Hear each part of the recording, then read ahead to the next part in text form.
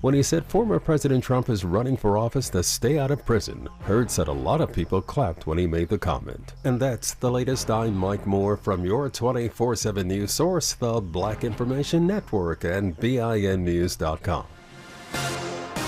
Starting with the Sigler in Cerritos, got the big rear crash that shut down the Ram 91 eastbound toward the 65 northbound. You're going to slow down at Lakewood Boulevard. Also got the Sigler in Anaheim on the 91 westbound at East Street. Stalled big in a fuel spill, have the right lane blocked off. That's a slow drive from Kramerville South. And watch for an injury crash reported in Santa Ana on the 5 south line near 1st Street. Looks like the carpool lane is blocked off, so stay towards the right. Also checking on a crash at Elysian Park, middle lane block 110 northbound before the 5 freeway.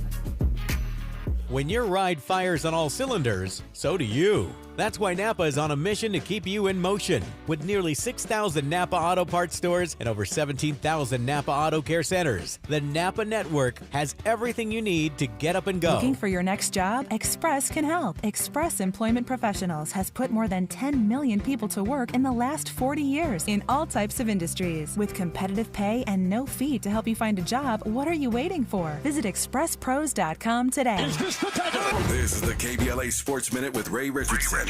As the NFL heads into its second week of training camp, the league's diversity numbers have made slight improvement. There are still only 3 black head coaches among the NFL's 32 teams, but the league has reached a milestone with 5 black team presidents and 6 black general managers. Both numbers are season highs for the NFL. Baltimore, Las Vegas, Denver, Chicago, and Washington will enter the 2023 season with a black team president. In Las Vegas, Sandra Douglas Morgan is the first black woman to run a team. Teams with a black general manager include Cleveland, Tennessee, Atlanta, Detroit, and Washington.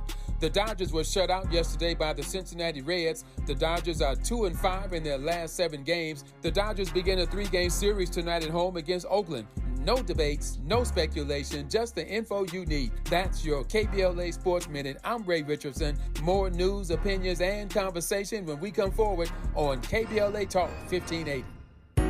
KBLA Talk 1580 is dedicated to empowering our communities by providing progressive talk radio for our audience. We strive to be an intersectional voice for the voiceless. As a black-owned and operated station, we are committed to highlighting diverse perspectives and creating safe spaces for meaningful dialogue. We believe that everyone has something unique to bring to these political, economic, social, and cultural conversations, and we don't shy away from the hard conversations about current events. We endeavor to be a beacon of hope and understanding, while boldly challenging listeners to think more deeply about difficult topics that impact us all.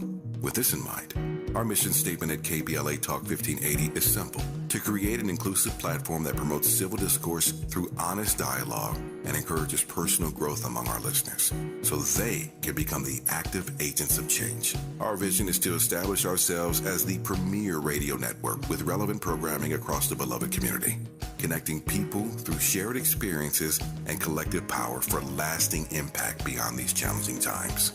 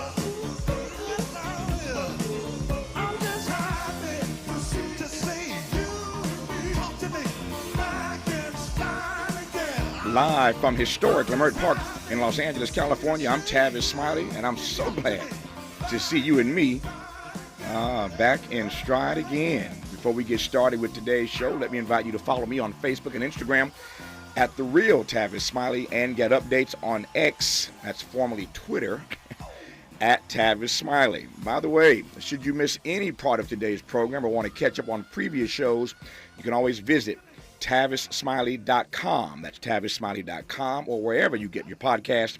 and listen to the Tavis Smiley podcast at your leisure. Just before I share the foundation and the rundown for today's broadcast, let me allow a point of privilege, if you will. You should know that today is the first day of national syndication for this program, and I could not be more grateful or more humbled. A special shout out to WBOK 1230 AM and all the good people in New Orleans who are the first to hear this program in national syndication. There are additional stations coming online later this week and more stations onboarding this program after Labor Day. But history will record that WBOK 1230 AM in the Big Easy was the first Tavis Smiley affiliate, and I, of course, am eternally grateful. Of course, national syndication would not be possible without the support of my home team here in Los Angeles, KBLA Talk 1580. Well, this program is made fresh daily in Leimert Park. All that said, and before I get emotional, a good show on tap for you today. In our second hour, filthy rich politicians, the swamp creatures, latte liberals, and ruling class elites cashing in on America. We will talk with Matt Lewis of the Daily Beast about his provocative new book, A Takedown of the Political Elite Running Amok These Days in Washington. That's in hour two. In our third hour, two conversations. Up first, America is in the midst of a dangerous trend for election disinformation as we open the 2024 presidential election season. We will talk at the top of hour three with the CEO of Vote.org, Andrea Haley, about the crucial role tech platforms play in shaping our political discourse and the outsized impact they may have this time around on the integrity of our democratic electoral process. On the B side of hour three, a conversation with our resident physician, Dr. Robert Drummond, about a new report which reveals that black folk are more susceptible to heat stress-related deaths than any other fellow citizens amidst these excessive heat warnings and advisories. I declare, if it ain't one thing, it's another. What are black folk to do during this global boiling era? On the backside of hour three. In this first hour today, though, all that said, two more conversations on the B side of this hour.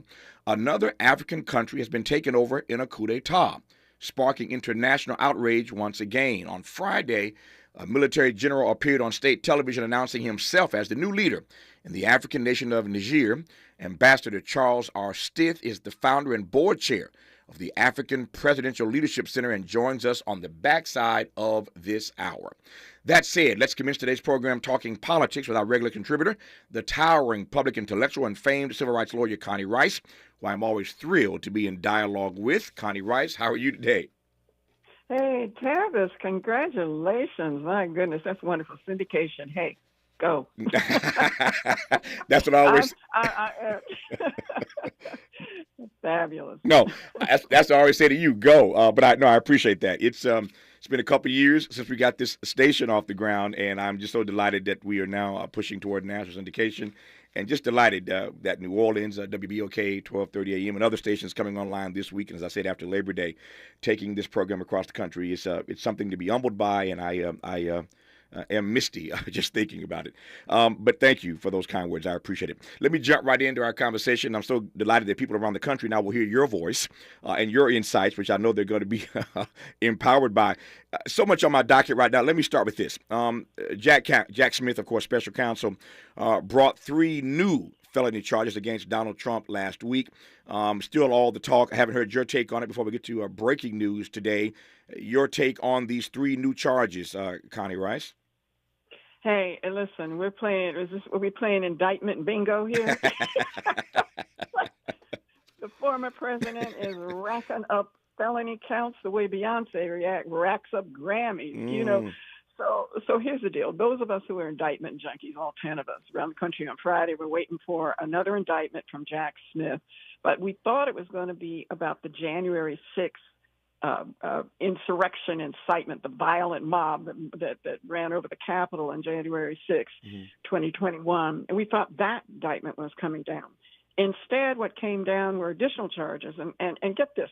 3 days after, we're back to the documents case. Let's go back to Mar-a-Lago with the boxes in the bathroom, and he stuffed his plane full of stolen war plans and nuclear secrets, and just ridiculous. Anybody else would be in prison by now.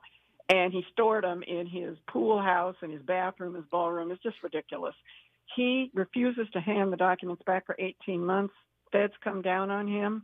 And 3 days after the Florida grand jury slapped a subpoena on Trump, the stable genius decided, oh, you know what? I'm going to get my butler and my janitor, my groundskeeper, to destroy the server, Tavis. Destroy the server. So these counts are about a conspiracy to destroy the evidence that proves that he knew he shouldn't have had the documents and tried.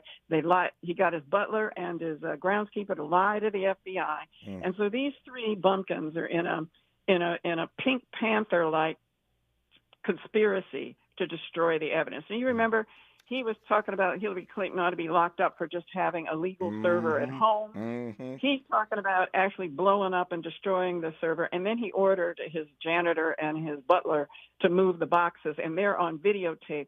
But they couldn't get the other employees at Mar-a-Lago to destroy to lie about it. And so now these three indictments have come down and said, not on top of the 30 that you had, now you've got a conspiracy to obstruct. And Tavis, they're in tunnels with flashlights under Mar-a-Lago and meeting in bushes whispering to one another about how they can destroy the server. I'd say it's a bad mob movie, but it would be an insulter to mobsters.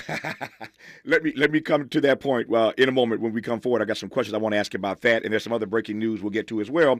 You're listening to Tavis Smiley. Our guest right now is Connie Rice. Seeking the truth. Speaking the truth. This is the Tavis Smiley Show.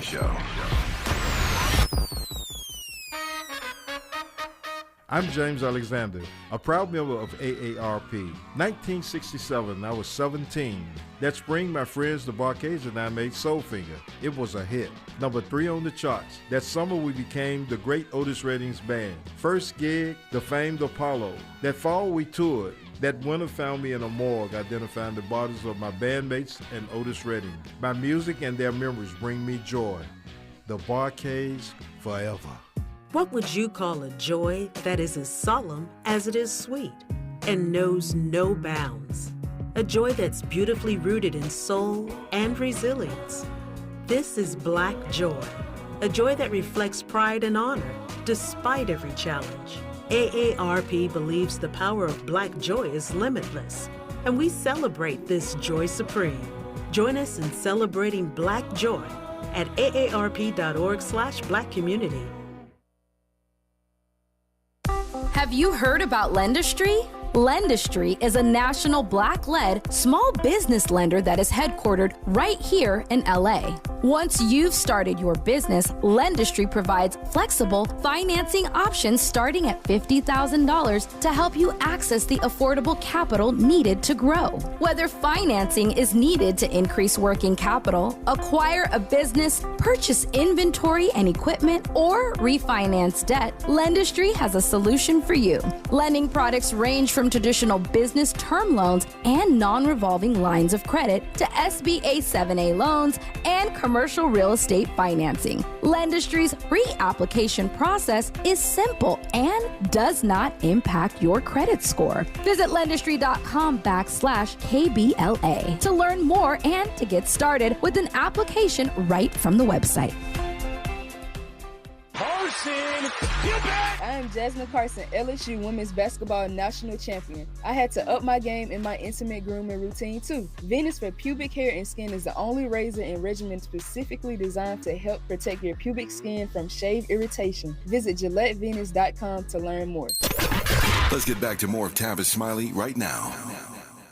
So, Connie Rice, these three additional felony indictments mean exactly what? I mean, it seems that this case, based on what we knew prior to these announcements on Friday, was already a slam dunk. And I say slam dunk, recognize I'm talking about Donald Trump. Nothing seems to be a slam dunk with Donald Trump. But this case, my point is, the case was pretty solid already. These three additional felony charges on Friday do what to this case as you see it? I think the most significant thing about it in terms of the case are that the additional charge against Trump's behavior is about the waving around of that document. He's on the tape showing it to the publishers, the people who are writing Mark Meadows' book. He's at Bedminster, his other golf club up in New Jersey, and he's on tape talking about, look, I would have had to declassify. I used to be able to declassify this. That was supposedly a document, top secret document about Iranian, what this country would do if it attacked Iran. So we're talking about war plans. This is in the category of stealing nuclear secrets. This third these three charges include proof that the prosecutor has that document, and he's charging Trump in connection with that specific document. But Tavis, you bring up a really good point, which is, what's the significance of all of this? Mm-hmm. I mean, I kind of jokingly go about this because you got to try to make it interesting. But the real significance of this is that we're in a war for the rule of law. And for African Americans, that sounds kind of strange, because it's like Richard Pryor said, when you talk about criminal justice, it means just us. Mm-hmm. And you've got Michelle Alexander writing her brilliant book on the new Jim Crow about mass incarceration, mass stop and frisk. They're just new versions of plantation containment. And when you look at how the criminal justice system does not deliver justice for African Americans and poor people in this country, you wonder, why would you fight to save a system like that? Well, the reason to fight for it is that it's in a frame of due process, basic human rights, procedural rights. The aspirational framework, just like our Constitution, is what African Americans have fought for 400 years since slavery began. And so this is the latest battle. Now, rule of law means you're protected from a president deciding one day he wants to sick the IRS on you, wants to sick the Justice Department on you, wants to take your company. If you live in a dictatorship, there's no rule of law. That's why we have to fight for the rule of law. And we're now facing a proposition where you've got a former president who has issued a nuclear war declaration on the rule of law, the constitutional process that we have lived under, and under which, Tavis, we fought and clawed our way out of slavery. Mm. Without that framework, we can't protect African Americans. We can't protect ourselves. So forget about whether you like Biden. Forget about, I'm not a Democrat. I sue Democrats for a living. It's not about whether, you're not choosing a nail polish color here. We're in a war to preserve a framework that holds the promise for our survival. And it ain't about who you like. It's about, you got to battle back these crazy MAGA extremists who have decided that violence is okay political speech.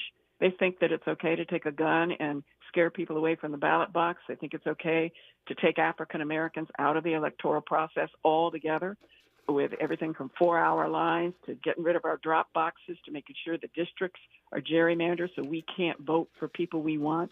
This isn't just a war on democracy. This is a war on African Americans. It is a war to erase African Americans from the political, educational, every arena we're in. It's now rolling back all of the stuff we fought for 400 years.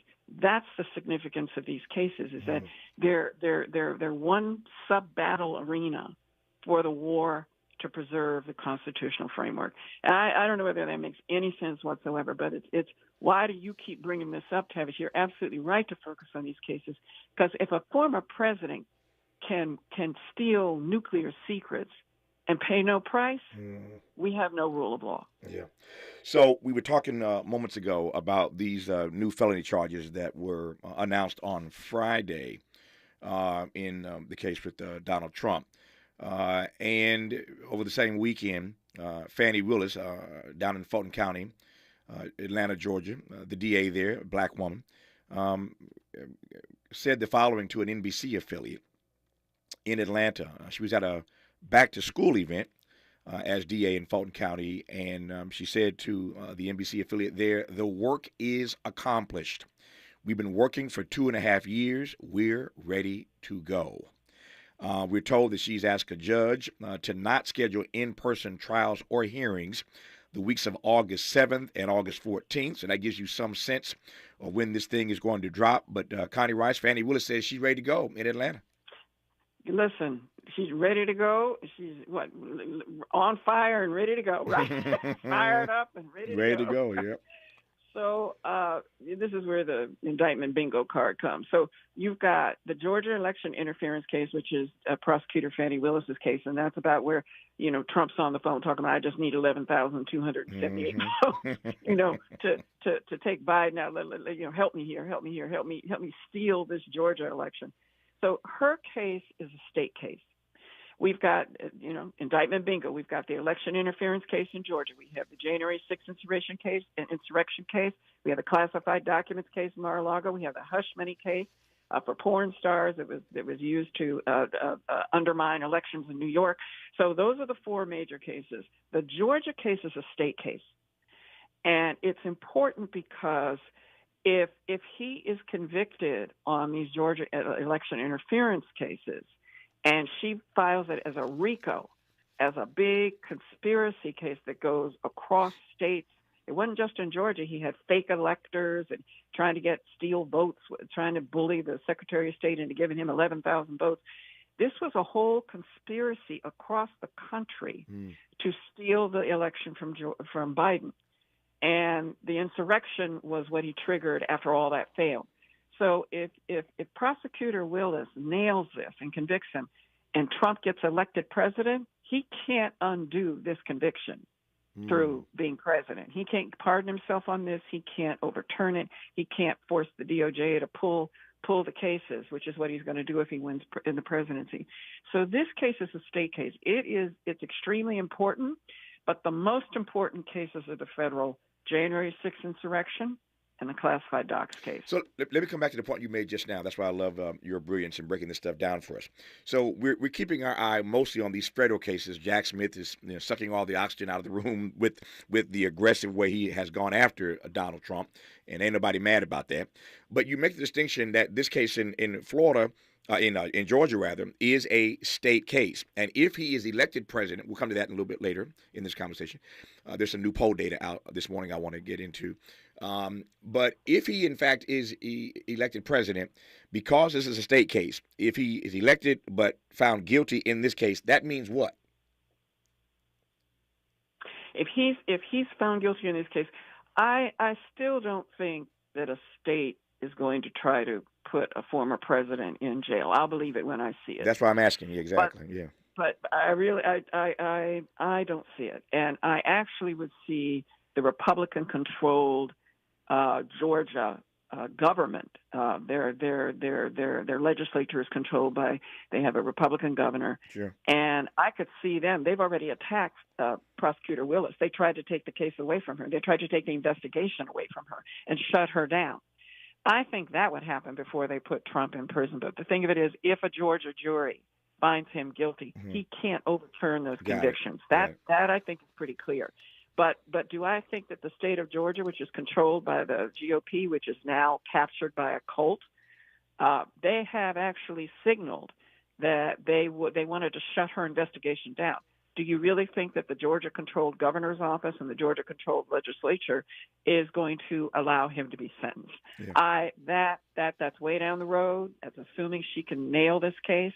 But if he gets convicted of RICO, vast conspiracy charges, that requires imprisonment. So we'll see, Tavis. Let's not get too far ahead of ourselves. But you bring up, as usual, the salient question. No, I hear you. It's just fascinating for me, and you know the law better than I ever will. But fascinating that he could, in fact, pardon himself if he's elected on these other charges. But on this one case in the state of Georgia, try. He'll try to pardon. He'll try, and it'll go up to the Supreme Court, which has also got MAGA folks on it. So anything's possible. Anything's possible now. All the old rules are out. Yeah. All right. All of that said, and I want to do it in that order. I wanted to start with what happened on Friday with the federal case and Jack Smith. I wanted to go into the weekend with the news that Fani Willis made that she's ready to go in Fulton County, Atlanta, Georgia. I want to go in that direction to get to this point, which will not surprise you because we've talked about it ad infinitum, it seems, ad nauseum. But there's a new poll out today from the New York Times, and let me just read the headline: Trump crushing DeSantis and GOP rivals. Trump crushing DeSantis and GOP rivals. He is 37 points ahead of the person closest to him which is Ron DeSantis. Trump, 54%, DeSantis, 17%. You saw Trump on the stage in Iowa. He didn't hold back going in on Ron DeSantis, but with all the stuff we've just discussed, Connie Rice, he is still crushing everybody in this race. Every indictment gives him new poll points. Yeah. The more they indict him, the more the GOP goes down the rabbit hole. Man. Tavis, what did I tell you? You keep asking me, is he going to be the nominee? Yeah. Look. Let's check the frame. Check the frame. Yeah. Okay. 75% of GOP voters say the violent insurrection was okay. They say that Trump was just defending his election loss that they think is unfair.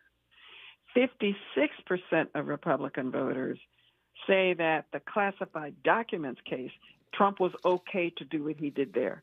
So if you have a major political party, the majority of the voters for whom think that stealing nuclear documents, nuclear secrets, stealing war plans, anybody else did that, it would be considered treason. If you think that treason, violent insurrection, and as he said, we might have to eliminate the Constitution, if you think that's okay, we are in a frame of a major party of an authoritarian, autocratic movement that is white nationalist, Christian nationalist, and basically authoritarian dictatorship oriented.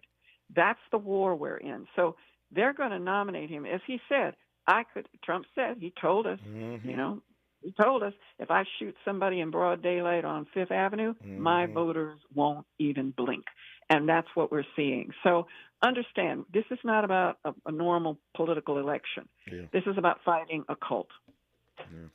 We got 2 minutes left here. Another story out today in the Washington Post, which declares that Democrats, this is the headline, Democrats worry their most loyal voters won't turn out for Biden in 2024. Not a lot of time to get into the details, but there is concern on the left, in the Democratic Party, that their voters aren't going to turn out at the level, in the way that these Trump sycophants will, in fact, turn out, Connie.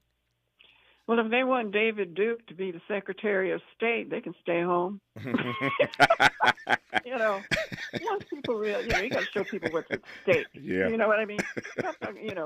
Biden should talk about, he has an incredible record. People don't want anybody that old in office. But here's the choice, folks.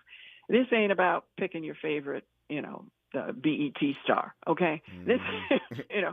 This is about whether you're going to have a white nationalist who's totally unhinged and unrestrained right now back in the White House. Try that on for size, and then we'll come to our senses. It's not about the choice you want; it's about the choice that's in front of you. So let's see, once we have a criminally indicted, twice impeached, felony indicted, liable for sexual assault, you're going to have that man in the White House. I don't think so. I think the country isn't going to go off that cliff. So let's see. I understand people are nervous about Biden, but he's the only one who's ever beat Trump, and we can't afford to place a bet on any other horse right now. Yep. And are you still not surprised that none of the persons running against him for the GOP nomination have demanded or insisted that he get out of the race? Well, one has, Asa Hutchinson has. Sure. Yeah, he's got 2% support. Yep. And you saw what happened to Will Hurd at whatever GOP confab they were at. He almost got booed off the stage. There were some people who clapped when he said, we can't have a convicted felon running for president for our party. And he got booed off the stage. They want a convicted felon as long as he's white and a Christian nationalist. Okay? There you have it, ladies and gentlemen. Connie Rice, brilliant civil rights lawyer, just again a towering intellectual, and who better to start the first day of syndication for this program than Connie Rice. Connie, good to have you on. Thanks for your insights, and we'll do it again soon. I promise you. Thanks, and congratulations again. I appreciate you. When we come forward, more of Tavis Smiley. Progressive, unapologetically black. You're tapped into Tavis Smiley. I'm Kareem Abdul-Jabbar. I learned about atrial fibrillation the hard way. My symptoms would come and go. Shortness of breath, fatigue. I kept going. Then I got so lightheaded, I couldn't. My doctor said I have AFib, so I'm about 5 times more likely to have a stroke. Other symptoms: irregular heartbeat, heart racing, Chest pain can come and go, but the risk of stroke stays. If you have symptoms, tell a doctor. Visit notimetowait.com. Sponsored by Bristol-Myers Squibb and Pfizer. Parents, we know we can't protect our kids from everything. Eventually, they're going to bump their heads or scrape their knees. But we can protect them from 6 types of cancer. HPV, or human papillomavirus, is a common preventable virus that can cause cancer later in life. The HPV vaccine prevents human papillomavirus and all the cancers it can cause. The American Cancer Society recommends getting your sons and daughters the HPV vaccine starting at age 9 to protect them later in life.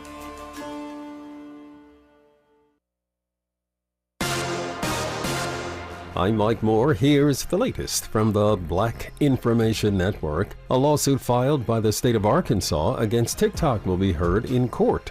The state alleges that TikTok parent company ByteDance lied about user data being accessible to the Chinese Communist Party. U.S. District Court Judge Susan Hickey of the Western District of Arkansas ruled Friday that the popular social media company violated the state's deceptive trade policy law.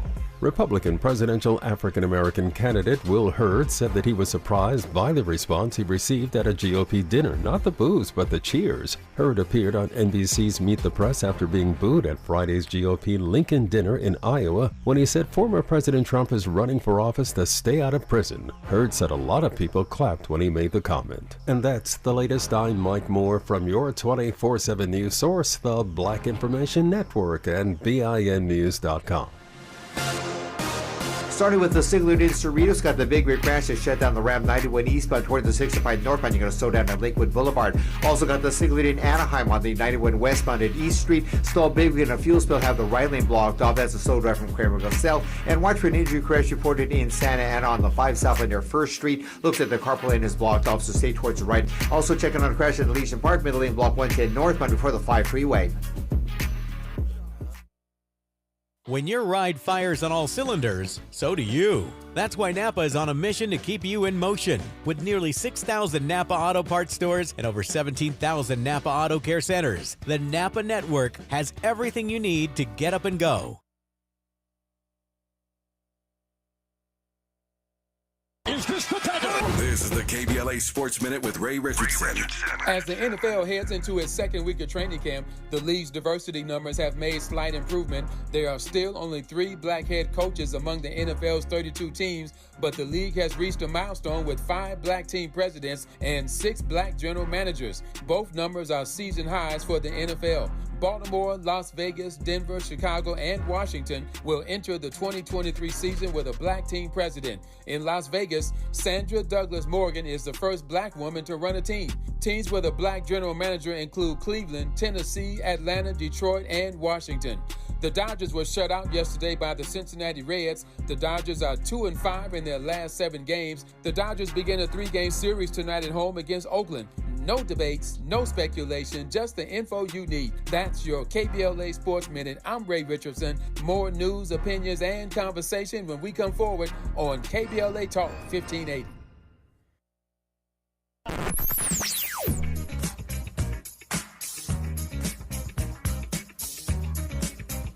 This is KBLA Talk 1580. Talk radio.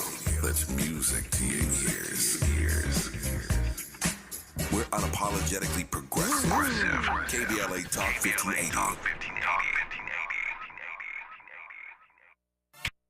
Contracts, and grants. This is Rambo, and I'm back August 5th. Contracts, and grants. I'll be at the Westin Hotel, LAX, Saturday, August 5th. Me and my guests are fast-paced in the contracts and grants. They only speak 6 minutes each. I have LA County, I have the city, I even have Everett, the CEO of Lendistry, coming to talk to you guys. And for the first time ever, I have Metro's Director of Certification coming. We average over 700 attendees, so you know the rules. Parking's about $15 with the event validation, event, coffee, snacks, all free, paid for by Rambo and Lendistry. And yes, you can bring guests. So save your seat, DeonRambo.com. Listen, contract ready's only 2 hours from 10 a.m. to 12. But if you get there around 9:30, I'll probably be doing some Q&As and things like that before the events I never get a chance to do. I honestly keep saying, I don't know what's more important for LA businesses right now than local contracts. So I'm back, Westin Hotel, LAX, Saturday, August 5th. August 5th. It takes 2 minutes to register. DeonRambo.com. Go register now. DeonRambo.com.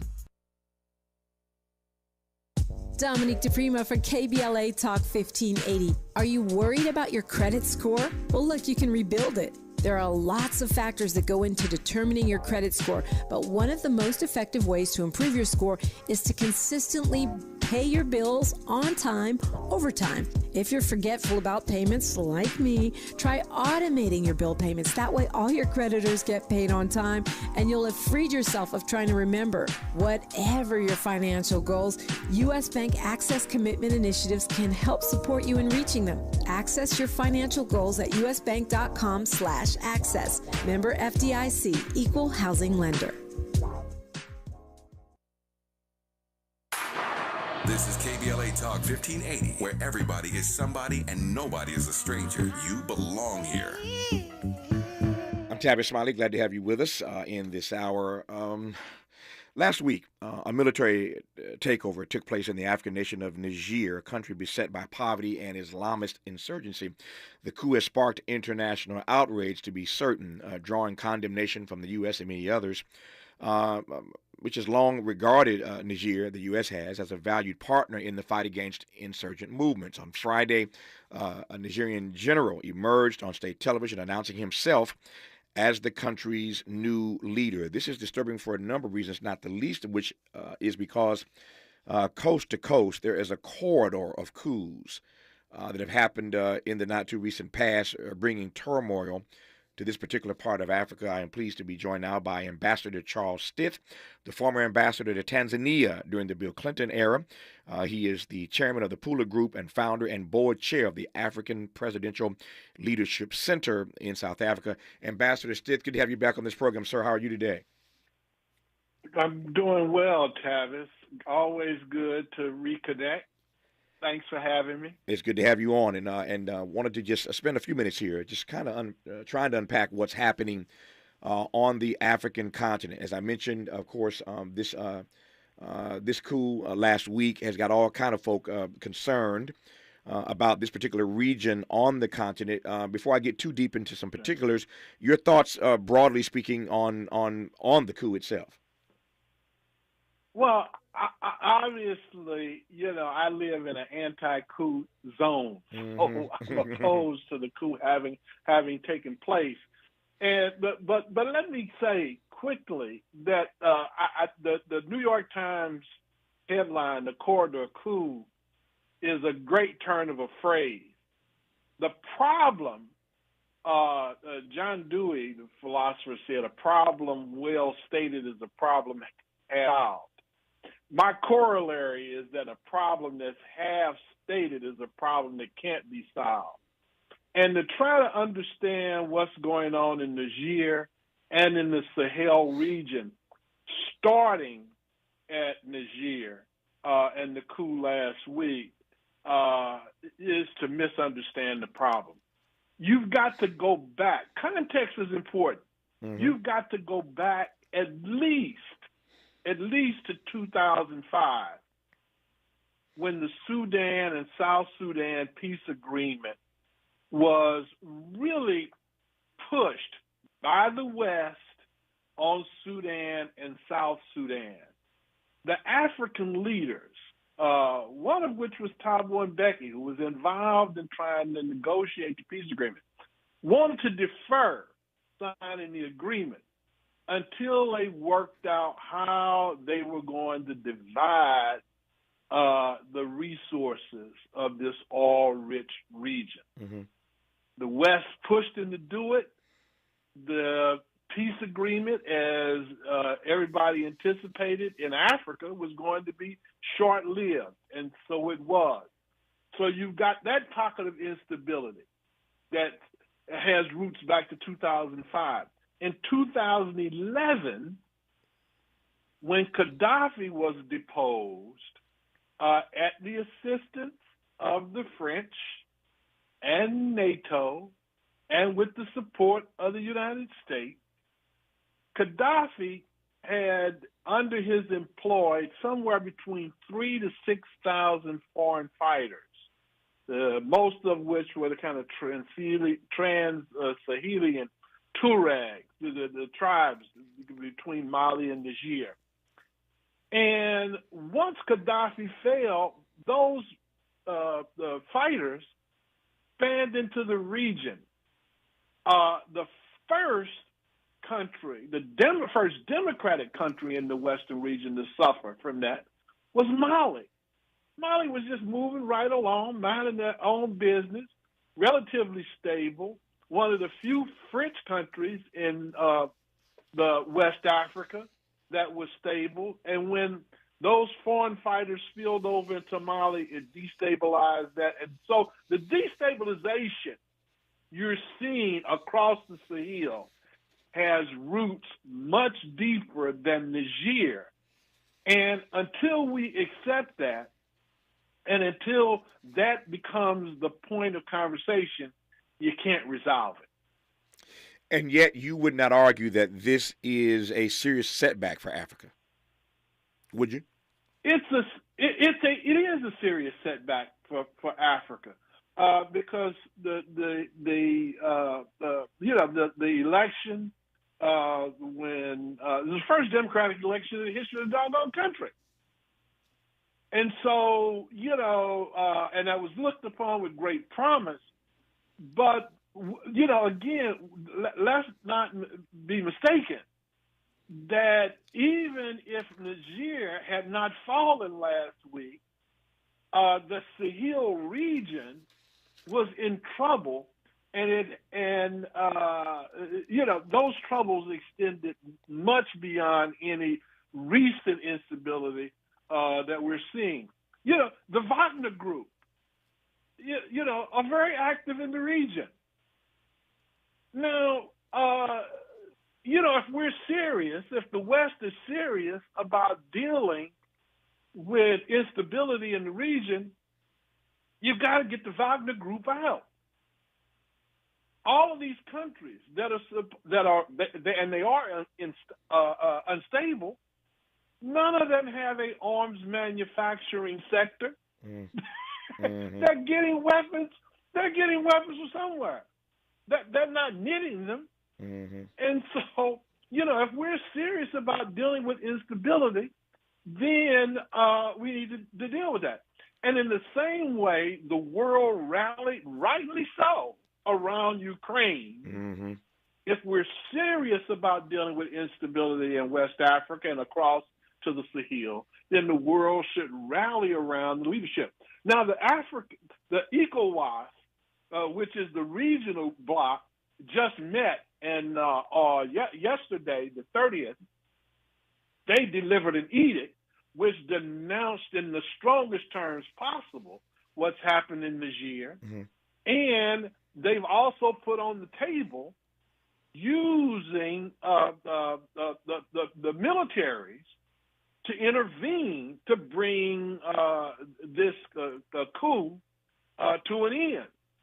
If we're serious about wanting to deal with the coup in Niger, if we're serious about wanting to deal with instability, then we need to provide the kind of resources for ECOWAS to do what they're prepared to do mm-hmm. to restore peace, stability, calm, democracy in the region.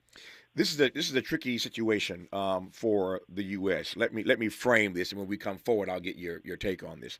It's tricky for us because we have seen Niger as a partner, as I referenced earlier in this conversation. We've seen them as a partner, certainly a partner in democracy, and there are strategic reasons for the U.S. having about 1,200 troops inside the country of Niger, and so they've been an ally. I think it's fair to say, but it's tough because the U.S. is now talking about pulling back its economic support of the country in light of the coup, but to do that would open up a door to Russia, and that raises all kinds of questions. If we pull out, if we back away, then a door could be open to Russia. I want to get Ambassador Stith's thought about that when we come forward. So it makes it difficult to know what the U.S. ought to do given this coup d'etat in the country of Niger. And I also want to raise this issue when we come forward as well. Broadly speaking, African countries have experienced 98 successful coups since 1952, according to a UN report on coups in Africa. 98 successful coups inside the continent since 1952. How do we read that? More when we come forward on Tavis, Smiley with Ambassador Charles Stith. This is getting good. Yeah, man. Tavis Smiley continues when we come forward. What does access mean? Access means owning a home. Access means growing my business. Access means building generational wealth. No matter your goals, U.S. Bank Access Commitment Programs and initiatives provide the tools and resources to help you reach them.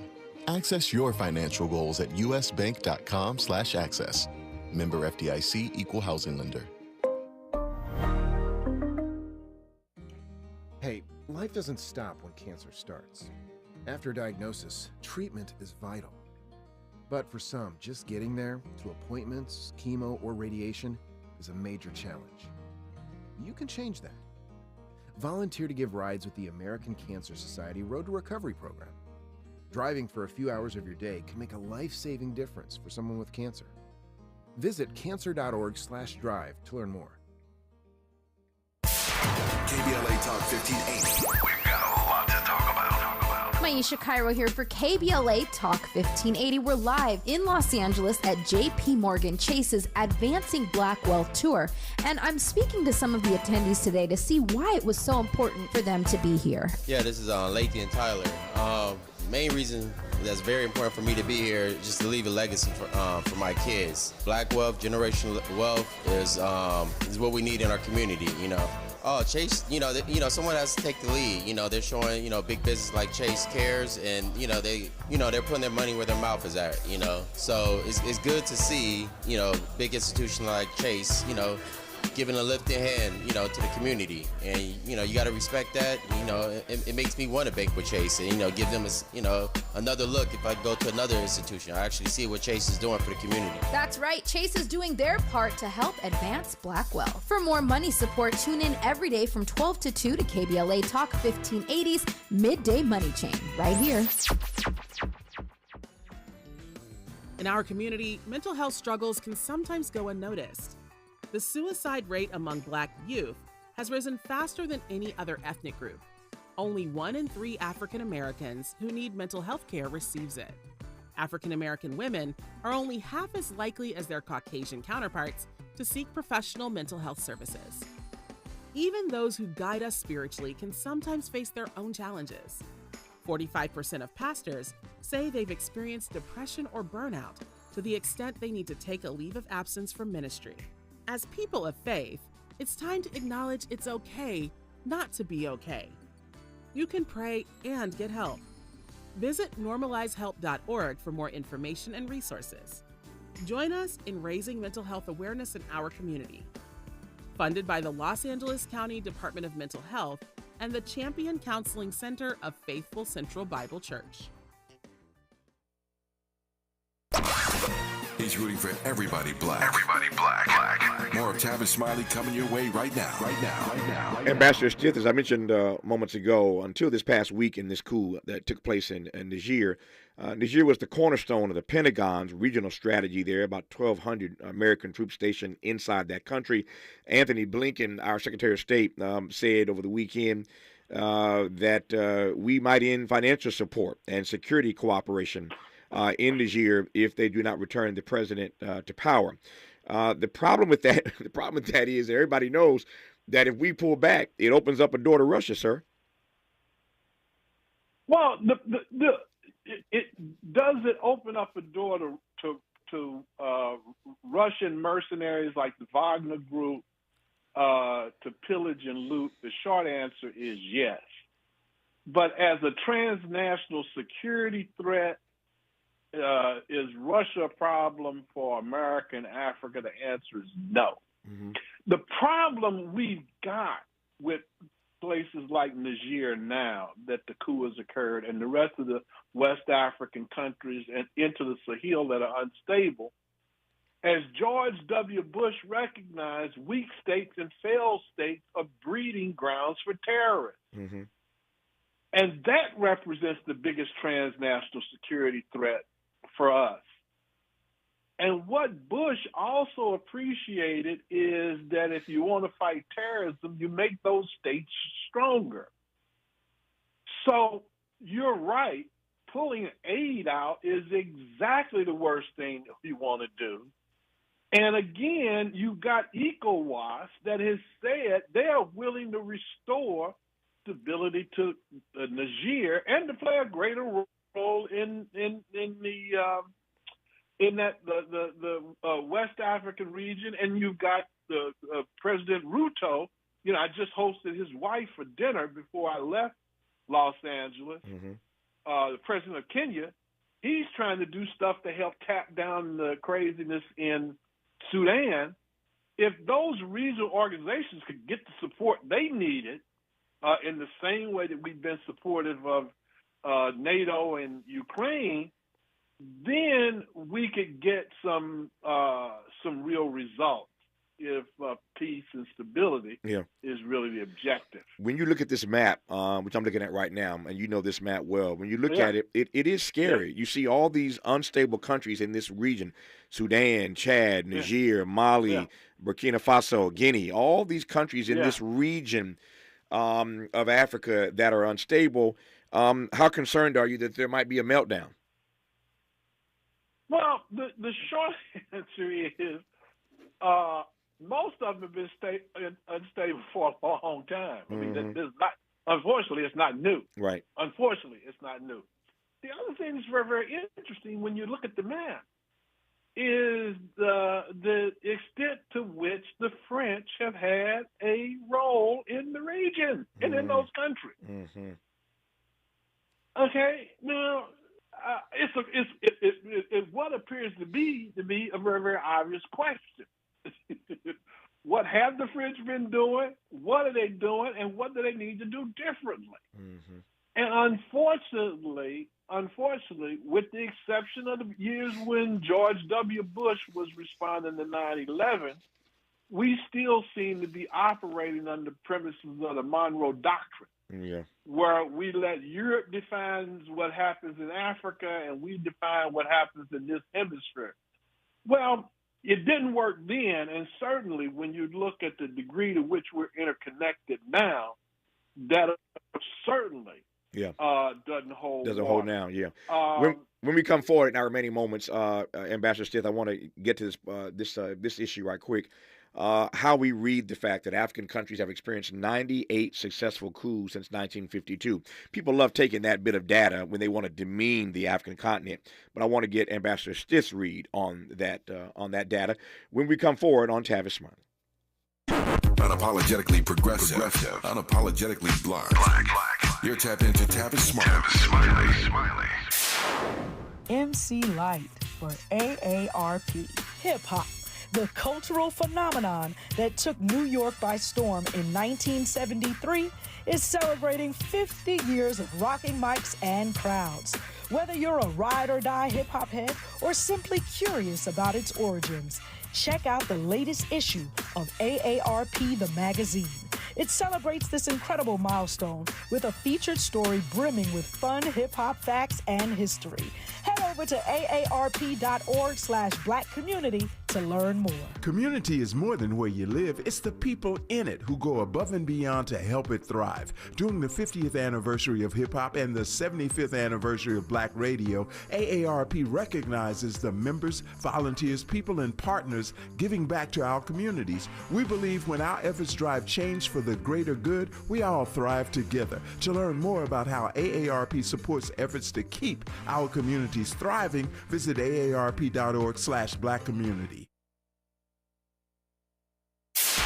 KBLA Talk 1580. We've got a lot to talk about.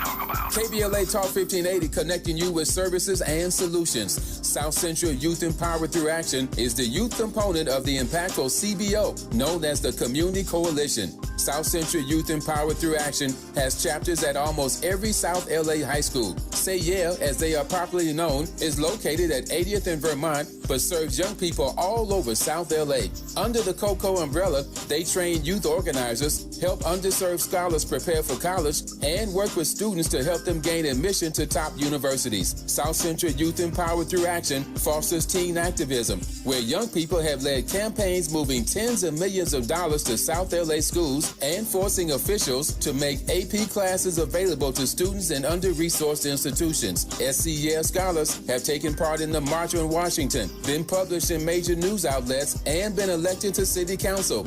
Long before she was mayor, Karen Bass started the program when she founded the Community Coalition. To donate, volunteer, or enroll a student in South Central Youth Empowered Through Action, please visit cocsouthla.org. cocsouthla.org. This is a community call to action from KBLA Talk 1580.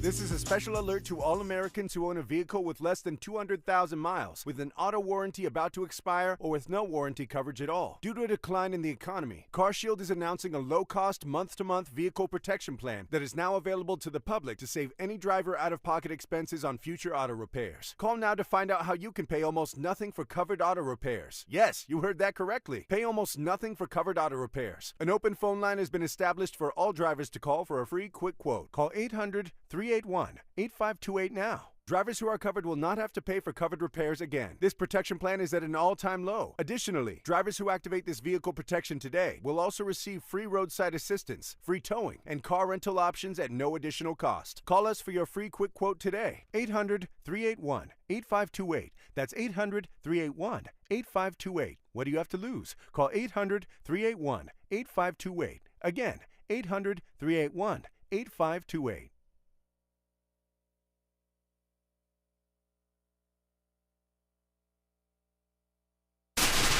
Ready to re-examine your assumptions and expand your inventory of ideas? More of Tavis Smiley coming your way right now.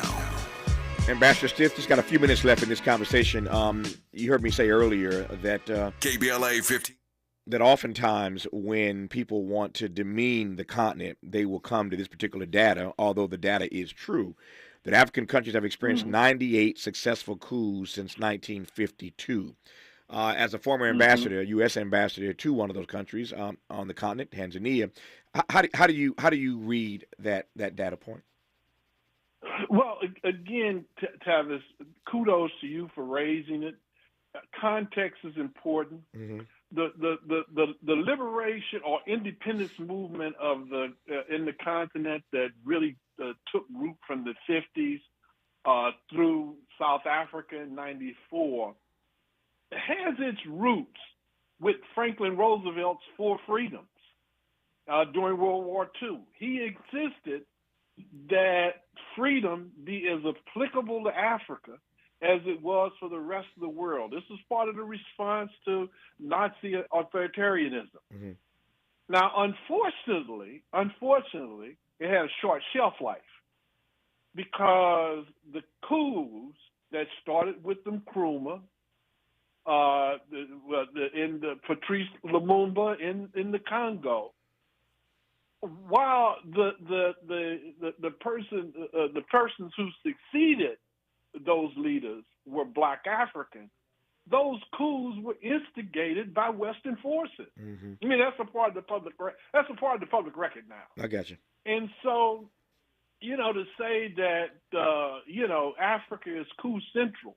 Got it. As if our hands are clean, to get biblical, we're people of unclean lips and we dwell among a people of unclean lips. I mean, our fingerprints are over a lot of these negative things, but we've also demonstrated, again, starting with Roosevelt's Four Freedoms and Bush's Millennium Challenge Initiative, PEPFAR, what we did under Clinton with AGOA, that we can be a force for good when we put our minds to it. I love the way you frame that. That's why you were an ambassador, because you know how to lay these things out in a way that gets your point across, but doesn't offend people. What I heard you say though was that numbers don't lie, but people do. That data point, 98 successful coups since 1952. Well, who started the coups? Who was behind the coups? When you ask the right questions, you get the right answers. Once again, numbers don't lie, but people do. Ambassador Stith, good to have you back on the program. All the best to you, so we'll do it again. All right, look forward to seeing you, Tavis. Thanks so much. Keep up the good work. Thank you, sir. Same to you. Hour 2 of Tavis Smiley when we come forward. KBLA 1580 Santa Monica. I'm Mike Moore. Here's the latest from the Black Information Network. A lawsuit filed by the state of Arkansas against TikTok will be heard in court. The state alleges that TikTok parent company ByteDance lied about user data being accessible to the Chinese